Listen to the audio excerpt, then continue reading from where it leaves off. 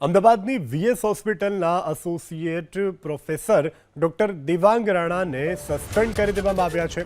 આ ઉપરાંત કોન્ટ્રાક્ટ પરના 8 તબીબને પણ છૂટા કરી દેવામાં આવ્યા છે। વીએસ હોસ્પિટલમાં ચાલતા ક્લિનિકલ રિસર્ચની માટે નેશનલ મેડિકલ કમિશન તેમજ ડ્રગ્સ કંટ્રોલર જનરલ ઓફ ઇન્ડિયાના નિયમો અનુસાર એથિકલ કમિટીની રચના કરાઈ હતી। એસોસિએટ પ્રોફેસર તરીકે ફરજ બજાવતા ડોક્ટર દેવાંગ રાણા એક્સપર્ટ ફાર્મોલોજિસ્ટ તરીકેની કામગીરીમાં ગેરશિસ્ત અને ગેરરીતિ આચરતા હોવાનું જણાતા તેઓને તાત્કાલિક અસરથી સસ્પેન્ડ કરવામાં આવ્યા છે।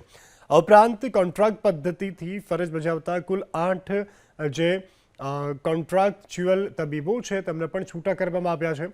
આ મામલે તત્કાલીન મેડિકલ સુપ્રિન્ટેન્ડન્ટ પણ તપાસ કરી રહ્યા છે અને તેમની વિરુદ્ધ પણ કાર્યવાહી કરવામાં આવશે। તો એથિકલ કમિટી બાબતે પણ સંખેડા બોર્ડના કોંગ્રેસના કોર્પોરેટર રાજશ્રીબેન કેસરીએ ફેબ્રુઆરી મહિનામાં બજેટ બેઠક દરમિયાન આ મુદ્દો ઉઠાવ્યો હતો।